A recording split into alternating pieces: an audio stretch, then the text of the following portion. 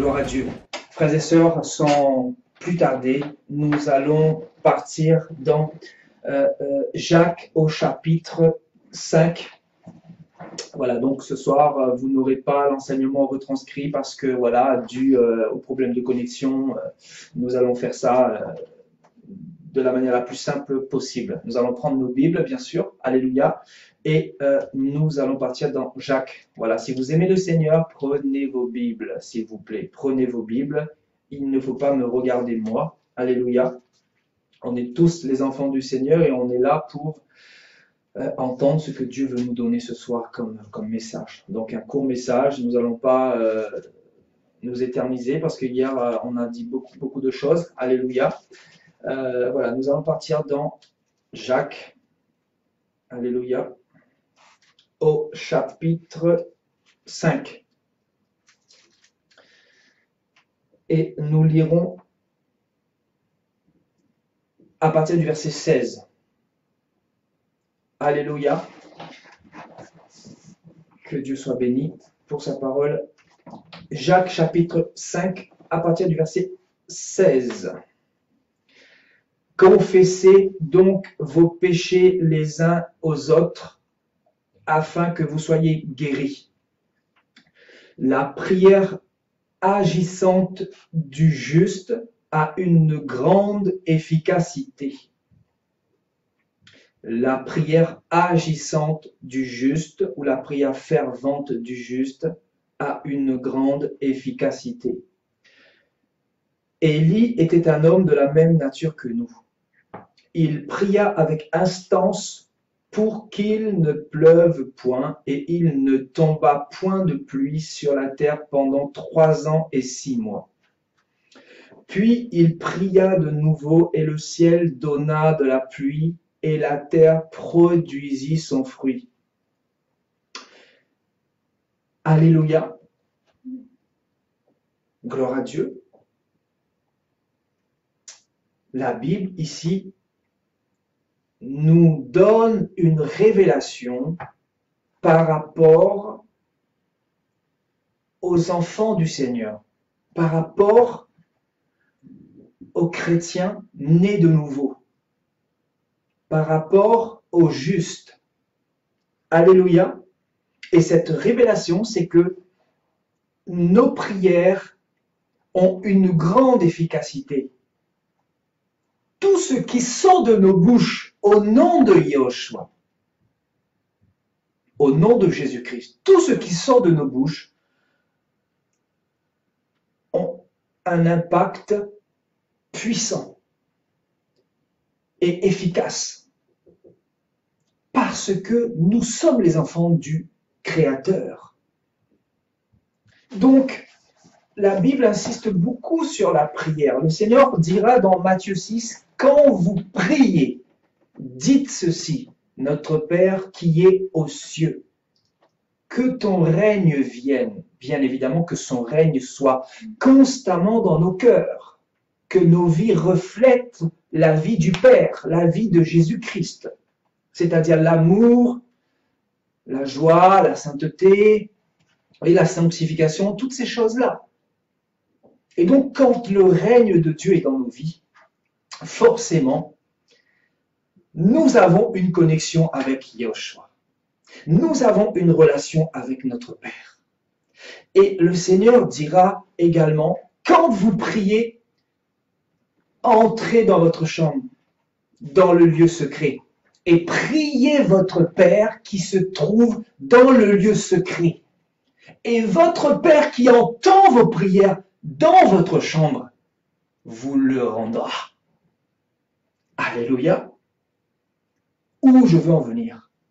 Cette prière, nous dit la parole ici, par rapport au juste, est une prière efficace. Ce sont des prières d'une grande efficacité. Ici, Jacques veut faire aussi le parallèle entre la prière efficace et la prière non efficace. Jacques nous dit tout simplement qu'il y a des personnes qui prient, mais leurs prières n'ont pas d'odeur. Leurs prières ne sont pas efficaces. Leurs prières ne montent pas devant le trône de Dieu. Leur prière ne dépasse pas le plafond. Et le Seigneur dira quoi dans Ésaïe 58? Il dira, ce sont vos iniquités, vos péchés qui mettent une séparation entre vous et Dieu, entre vous et moi, l'Éternel. Donc, nous apprenons que c'est le péché qui empêche nos prières de monter devant Dieu. Nous comprenons que ce sont nos péchés, nos transgressions, nos rébellions, nos résistances qui empêchent nos prières d'être efficaces. Et là, ce soir, nous parlons, frères et sœurs, de l'efficacité de la prière. Alléluia. La prière devant le Seigneur doit être efficace. Parce que ça ne sert à rien de prier Dieu s'il ne t'entend pas. Ça sert à quoi de crier Jésus, Jésus, alors que Jésus est à 10 millions de kilomètres, c'est-à-dire il n'est pas à côté de toi. Ce que Jésus veut, c'est rentrer dans ton cœur. C'est ainsi qu'il pourra entendre tes prières.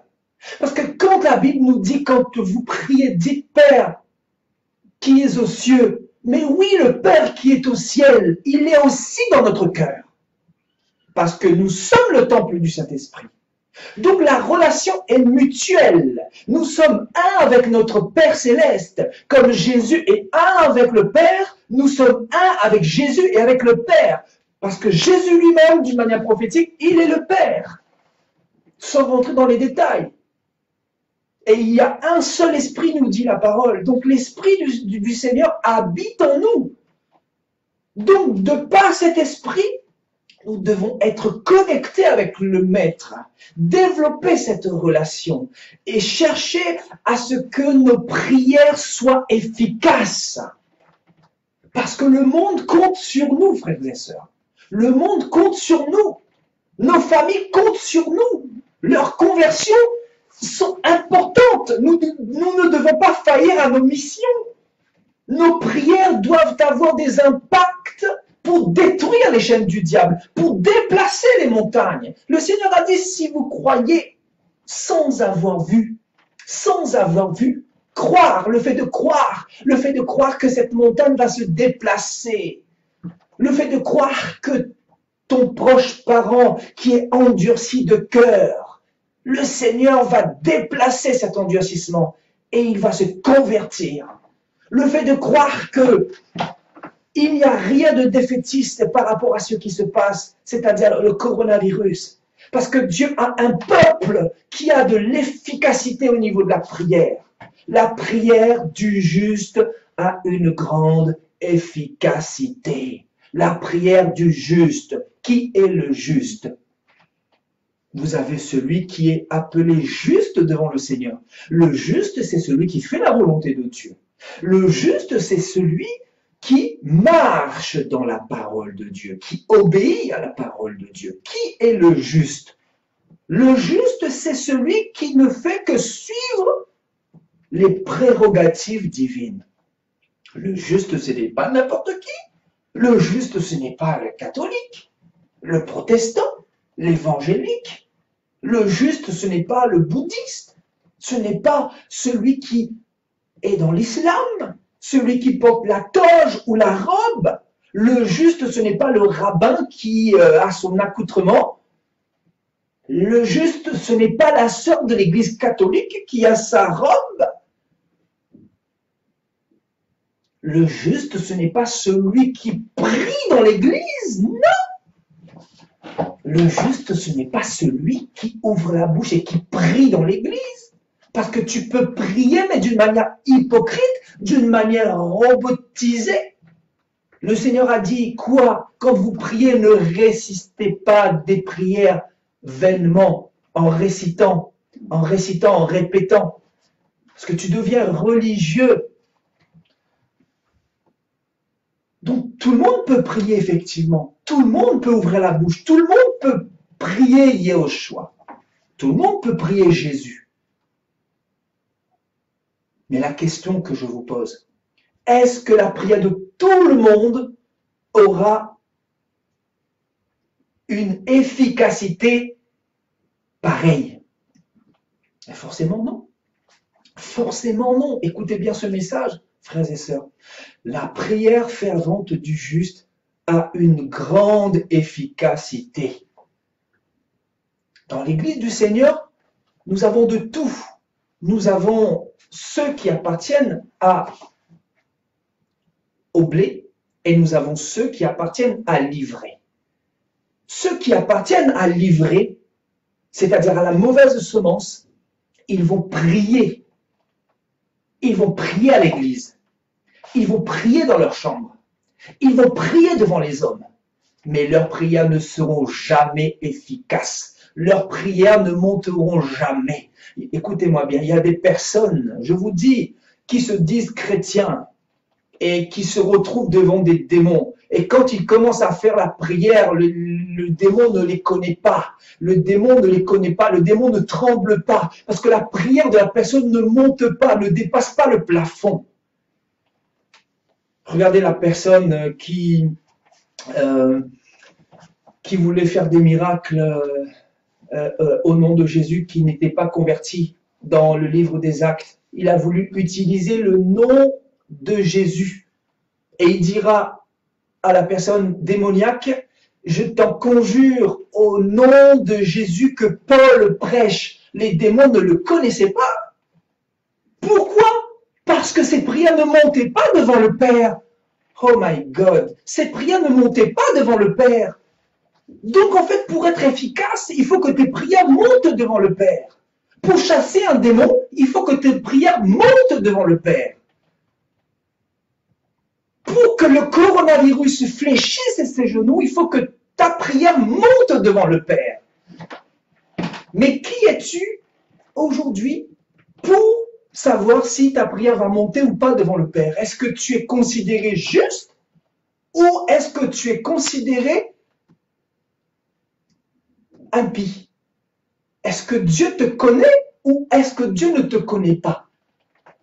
Est-ce que Dieu t'a appelé ou est-ce que tu te donnes des apparences?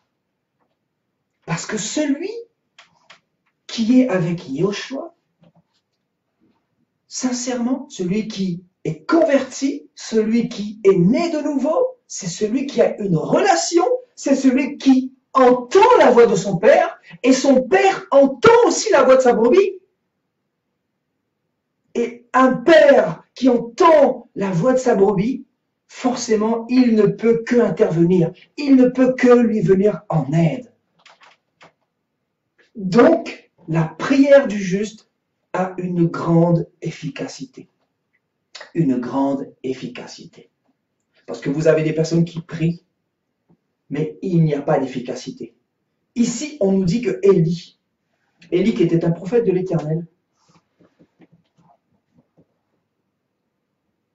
est de la même nature que nous, hein. C'était un homme fait de chair comme vous et moi. On nous dit, il va prier avec instance pour qu'il ne pleuve point. Il va insister quand même, vous voyez? Parce qu'il avait la foi, la persévérance. Et on nous dit, il ne tomba point de pluie sur la terre pendant 3 ans et 6 mois. Élie, à lui seul, par sa prière efficace, il a fermé le ciel pendant 3 ans et demi. Vous vous imaginez? Élie qui était de la même nature que nous. Et nous qui avons reçu Yahushua, qui avons reçu le Saint-Esprit, nous qui avons reçu la visitation de notre Père, frères et sœurs, nous n'avons pas n'importe quel Dieu. Laissez-moi vous dire, nous n'avons pas n'importe quel Dieu.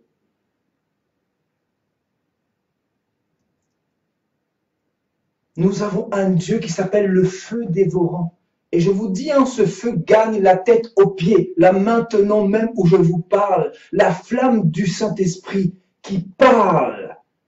Le Saint-Esprit qui agit encore, qui est vivant. Notre Père qui est là, qui est présent parmi nous.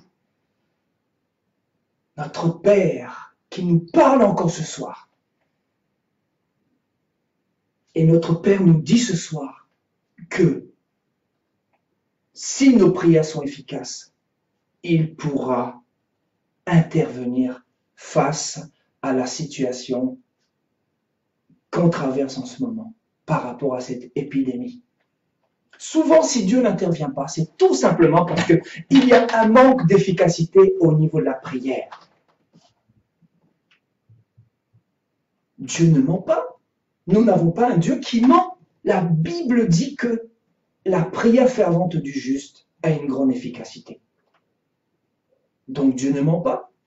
Mais où sont véritablement les justes aujourd'hui? Qui sont les justes, encore une fois? Les justes, ce sont ceux qui marchent avec Yahushua, comme Abraham a marché avec le Dieu d'Israël, comme David a marché avec le Dieu d'Israël, comme Samuel a marché avec le Dieu d'Israël, comme Noé a marché avec le Dieu d'Israël. Ce sont des personnes qui marchent avec Dieu, mais qui ne marchent pas avec les hommes. Ce sont des personnes qui ne sont pas influençables. Je vous dis la vérité, je vous dis la vérité. Quand tu reçois le Saint-Esprit, tu n'es plus influençable par les hommes, par les systèmes, parce que toutes ces choses-là sont mortes devant toi. C'est devenu de la boue.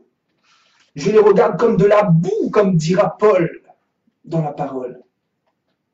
Cela n'a plus d'impact dans ta vie. Si on te rejette des assemblées, des églises, comme en ce moment les églises ont fermé, tu ne crains rien, parce que ton Père est avec toi. Que peut-il t'arriver pendant ces temps de troubles? Regardez le nombre de chrétiens qui sont agités.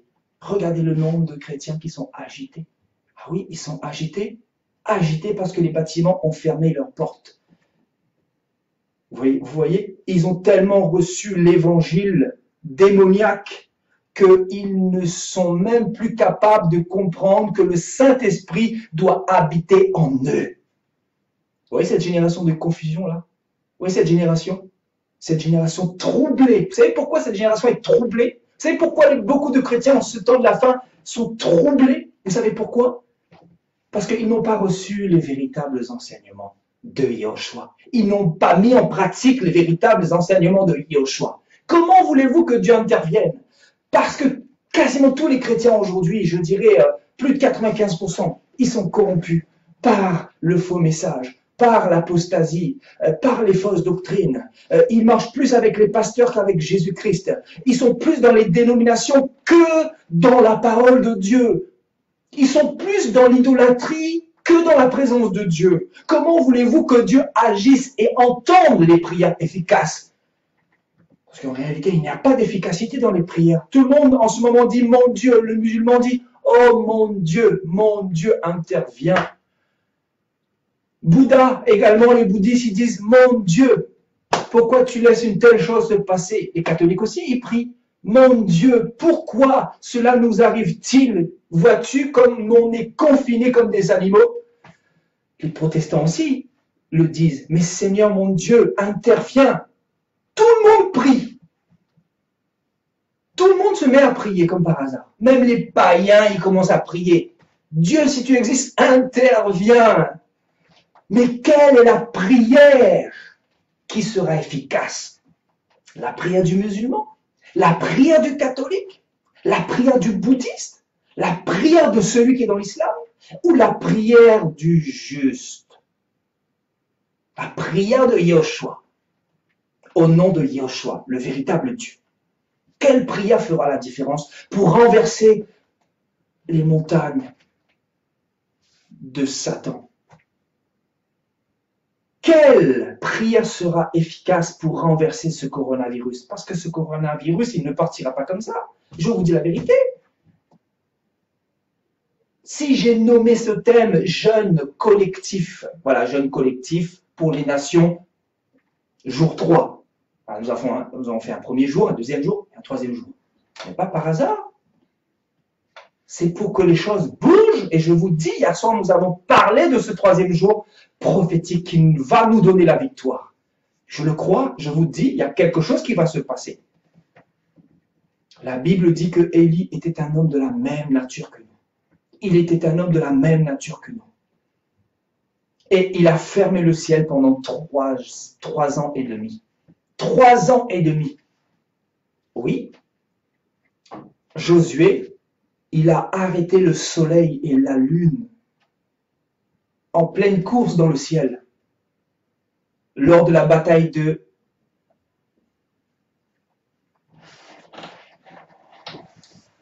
lors de cette bataille qu'il y a eu dans cette ville, je ne me souviens plus.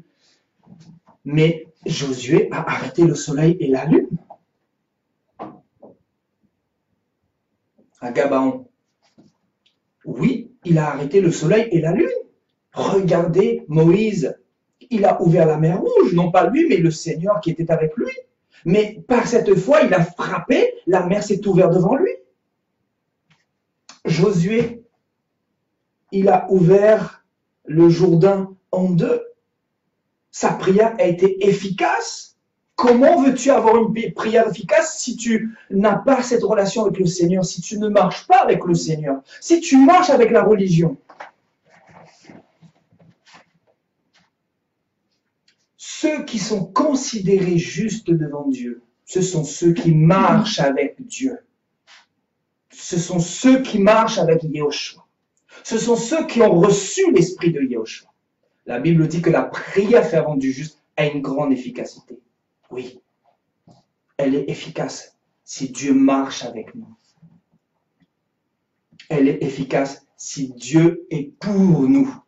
Et la Bible dit que si Dieu est pour nous, qui sera contre nous? Dieu sera pour nous à condition que nous fassions sa volonté. Voilà où je veux en venir. À condition que nous fassions sa volonté.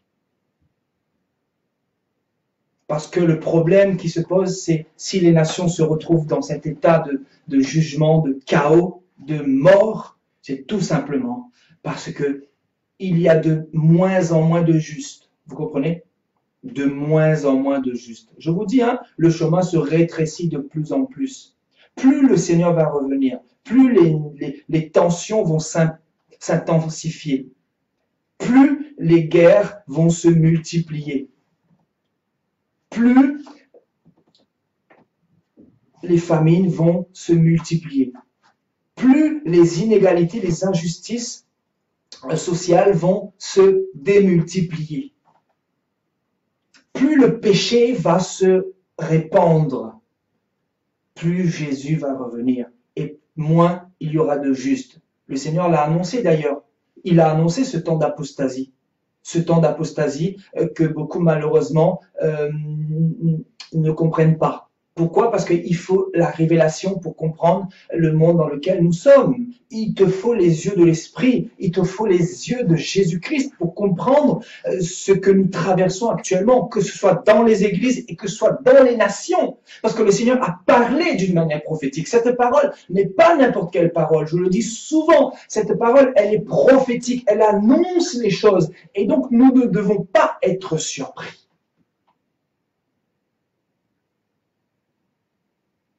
Nous ne devons pas être surpris par cette parole que le Seigneur nous a donnée. C'est une parole prophétique. Cette parole nous a annoncé le désordre qu'il allait y avoir dans les nations. Cette parole nous a annoncé que l'homme impie va bientôt venir, l'homme de péché.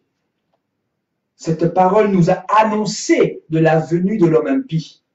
Cette parole nous a annoncé la naissance du nouvel ordre mondial. C'est pour cela que je vous dis, ça va être de pire en pire. Il ne faut pas être troublé et avoir peur. Celui qui est avec le Seigneur n'a pas peur. Oui, peut-être, il peut des fois avoir des doutes dans son cœur parce qu'on est humain, mais il se ressaisit, je vous dis, il se ressaisit et il s'appuie sur son Dieu. Il s'appuie sur celui qu'il a appelé. Parce que celui qu'il a appelé est avec lui. Parce que celui qu'il a appelé habite en lui. Et parce que celui qu'il a appelé est plus fort que celui qui est dans le monde. Parce que celui qu'il a appelé a vaincu celui qui règne dans le monde, c'est-à-dire le diable. La prière fervente du juste a une grande efficacité. Cherchons à ce que nos prières soient efficaces si nous voulons arrêter le soleil en pleine course, si nous voulons arrêter la lune en pleine course sur Gabaon, si nous voulons ouvrir la mer Rouge en deux. Cherchons à marcher plus avec Dieu qu'avec les hommes. Cherchons à marcher plus avec Jésus dans le secret. Même si personne ne te voit pas. Même si personne ne te voit pas, ne recherche pas l'approbation d'un homme, d'un pasteur. Cherche plus à être avec Jésus dans ta chambre, chez toi, avec ta femme, avec ta famille, qu'avec les pasteurs. Parce que là, en ce moment, le Seigneur est en train simplement de, je vous dis, hein,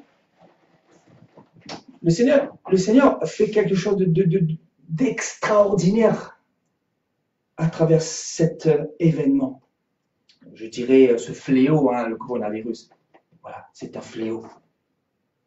Il est en train de faire quelque chose de très particulier. Je vous donnerai un message de 10 minutes par rapport à ce que, comment je vois les choses d'une manière prophétique en fait. Vous voyez? Parce que les nations se sont beaucoup trop éloignées de Dieu. La France ne connaît pas Jésus. Et qu'est-ce que Jésus est en train de faire? Il est en train de rassembler ses enfants, préparer ses enfants. Et il ne prépare pas ses enfants dans des églises d'apostasie. Alors ne soyez pas troublés. Réjouissez-vous si tous ces temples se sont fermés. Parce que Dieu n'est pas le Dieu des méga church. Vous n'avez pas encore compris ça? Ça vous choque? Dieu n'est pas le Dieu des méga church. Je vous dis, Dieu n'est pas le Dieu du bâtiment d'église. Non. Dieu est le Dieu du rassemblement, peu importe où ce rassemblement peut avoir lieu. Mais on ne doit pas l'associer avec des pierres, avec des briques, avec des lieux de culte. Quel lieu de culte? Ne sommes-nous pas dans un lieu de culte ce soir? Changeons de mentalité. Si nous voulons marcher avec Dieu, si nous voulons que nos prières soient efficaces. Beaucoup sont devenus idolâtres du bâtiment, de l'église. Et regardez ce que le Seigneur fait. Écoutez bien ce message, hein, je vous dis, hein, l'Esprit de Dieu parle. Écoutez bien ce message. Dieu, voilà qu'est-ce qu'il fait. Vous avez vu ce qu'il fait? Je ne vais pas en dire plus. Je vous donnerai un message plus tard. D'où est venu le foyer de contamination principal en France? D'où est-il venu? Et beaucoup ne saisiront pas mon message. Beaucoup vont dire, mais c'est le hasard. Oui, c'est le hasard. Ah oui, bien sûr, une église qui se met en jeûne, une église en prière, une église avec plus de 2000 membres, je crois, qui se réunit. Et là, tout le monde là-dedans attrape le coronavirus. Et vous ne vous posez pas les bonnes questions. Et on est troublé parce que les églises ferment. Mais vous avez peur. Ah, vous avez peur. Vous avez peur pourquoi? Parce que votre berger n'est plus là, votre berger a disparu. Votre papa pasteur, votre prêche-papa, il a disparu, il est où? On ne peut plus avoir de communication avec lui, il ne peut plus prier pour nous. Il ne peut plus recevoir notre enveloppe prophétique pour aller devant Dieu pour nous. Ben oui, il ne peut plus voler notre dîme. Donc il y a un problème, on aime être dépouillé. Ah ben oui. Et quand Dieu met un coup de pied là-dedans, ben là tout le monde troublé. Troublé. Laissez-moi parler. On est tous troublés. Et moi, je n'ai pas été troublé. Hein. Parce que des églises, je suis sorti depuis bien longtemps. Bien longtemps. Je ne suis pas troublé par rapport à ce qui se passe.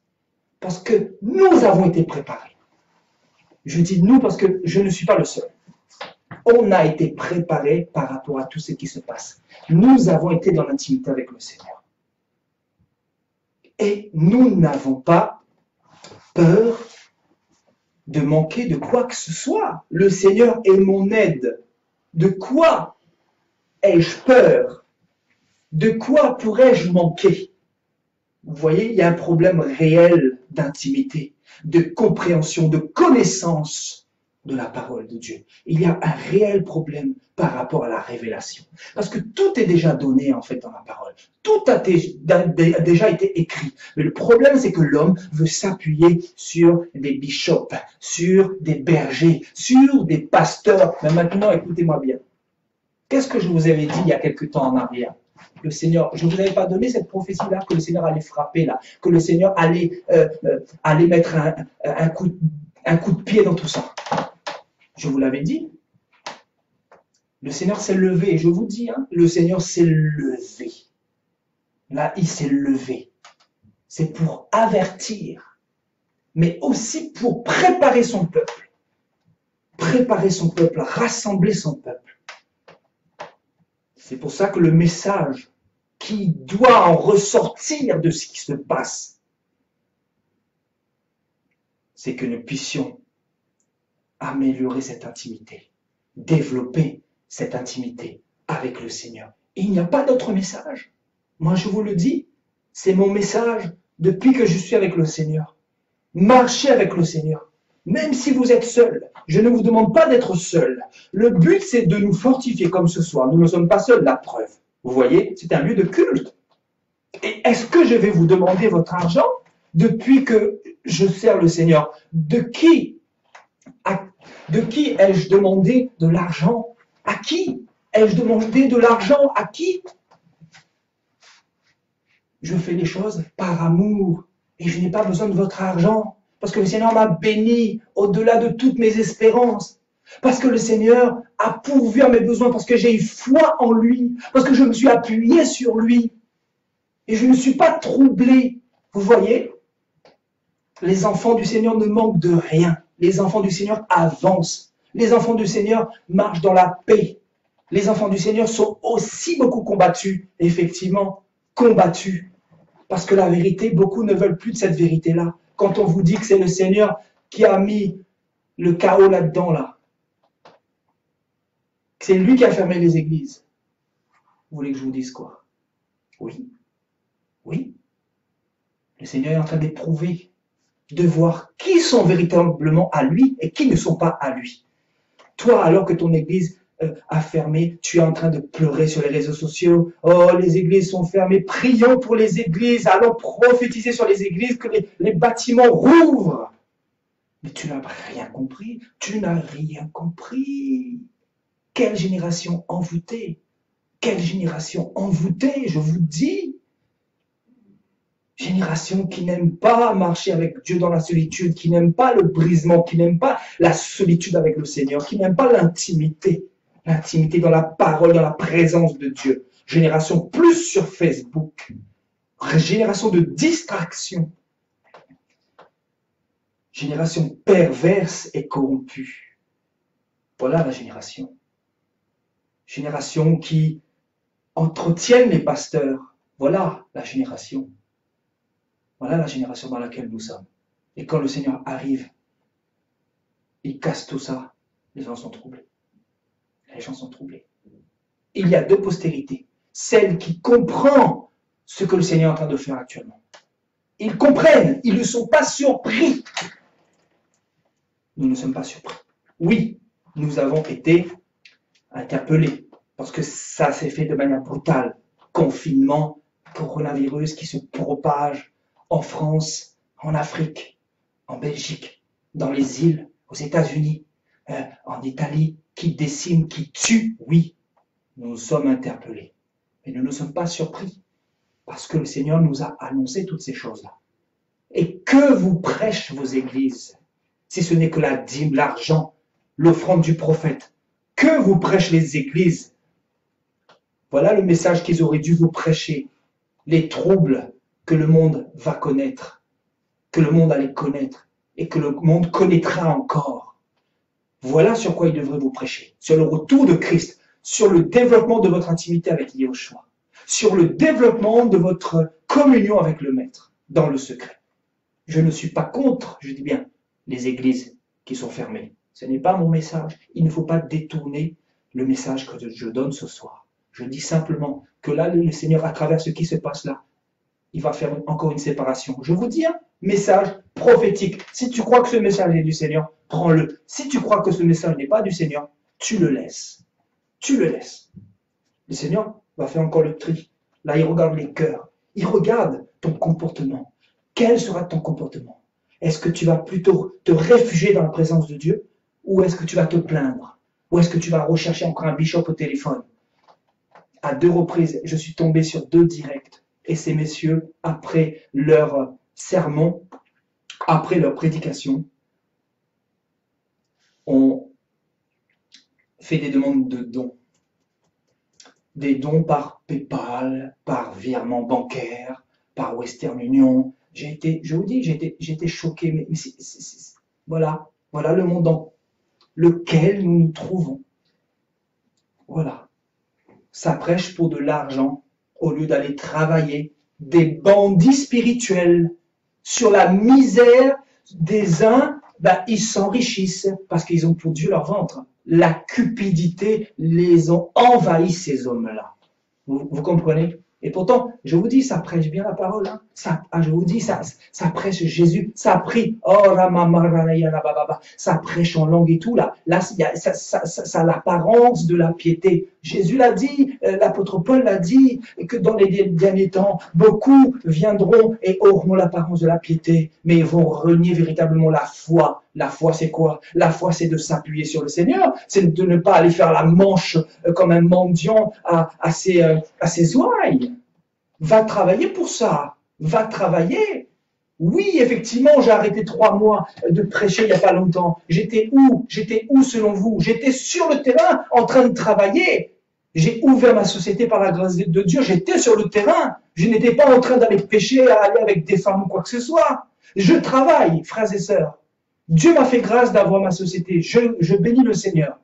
Vous voyez? Tandis que d'autres vont plutôt voler, dépouiller, faire des messages pour toujours avoir de l'argent, s'engraisser. Et même dans ces périodes comme ça, nous voyons encore des hommes pour dépouiller le peuple de Dieu. Dans des périodes comme celle-ci, au lieu d'encourager, au lieu de donner eux-mêmes de leur temps, même de leur argent à ceux qui en ont besoin. Il y a beaucoup de personnes dans le besoin qui ne peuvent peut-être pas manger, mais au contraire, eux, ils demandent, je vous dis, 2 postérités. Celles que Dieu n'a pas appelées, qui se sont autoproclamées, et ceux que Dieu a appelés. Et Dieu pourvoit aux besoins de ceux qu'il a appelés. Regardez Élie, le Seigneur va utiliser quoi? Un corbeau pour le nourrir.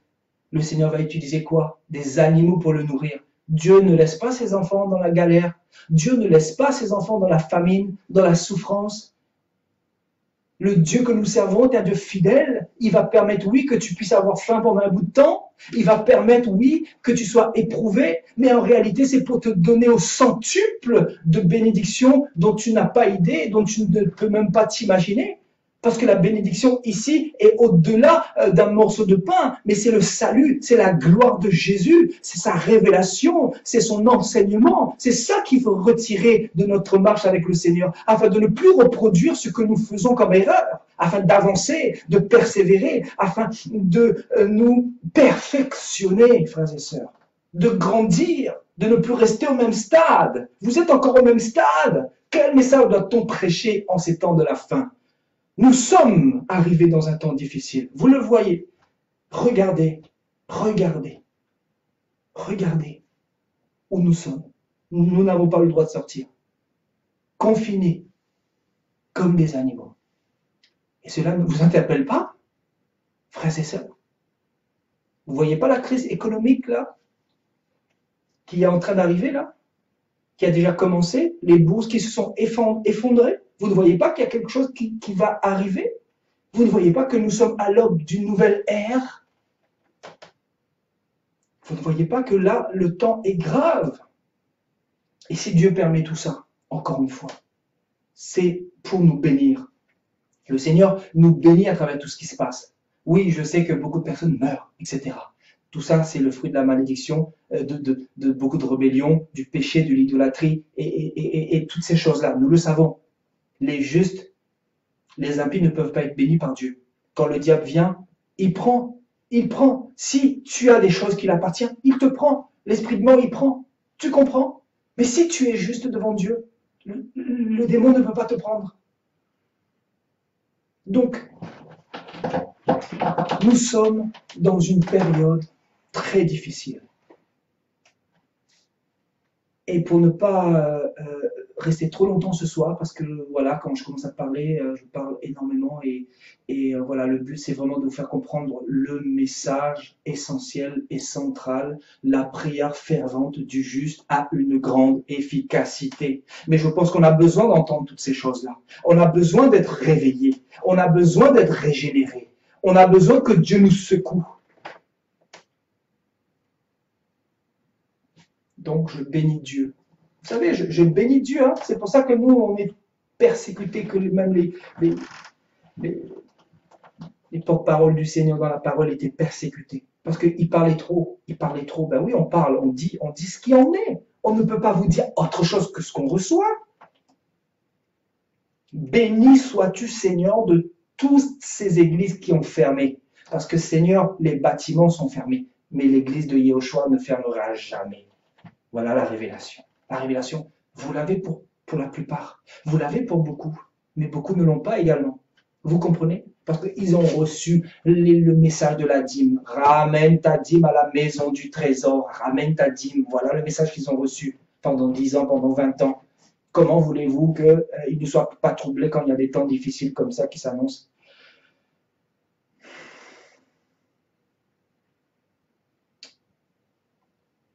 N'est-ce pas, frères et sœurs? Comment voulez-vous qu'ils ne soient pas troublés? Forcément, les gens sont troublés. Troublés. Et on peut les comprendre. On peut les comprendre. Du jour au lendemain, plus d'église. Bah oui, on t'a dit, on t'a mis dans le crâne que l'église, c'est le bâtiment, c'est là où il y a le pasteur. Il faut être sous un joug d'un pasteur. Il faut avoir un père spirituel. Ah ben là, forcément, là, il y en a beaucoup qui sont dans la larme, dans l'alerte, rouge même. Ah oui, parce que là, ils ont perdu leur père spirituel. Ah oui, père spirituel. Vous voyez, l'enseignement démoniaque de l'Église catholique, ensemencé dans l'Église protestante et évangélique. Quel père spirituel! Quel père spirituel! Je ne paye pas la dîme. Est-ce que je suis maudit?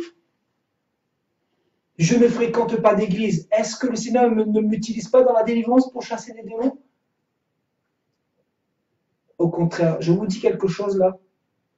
Le Seigneur dit dans les derniers temps là, les prostituées, les clochards dévanceront beaucoup de personnes. Parce que tous ceux qui sont en avant, qui sont mis en avant, qui veulent se faire voir, en réalité, ce sont des personnes qui sont plus en dehors de la présence de Dieu qu'avec lui. C'est pour ça qu'il y aura beaucoup de surprises à l'enlèvement. Je crois qu'on est arrivé dans un temps, frères et sœurs.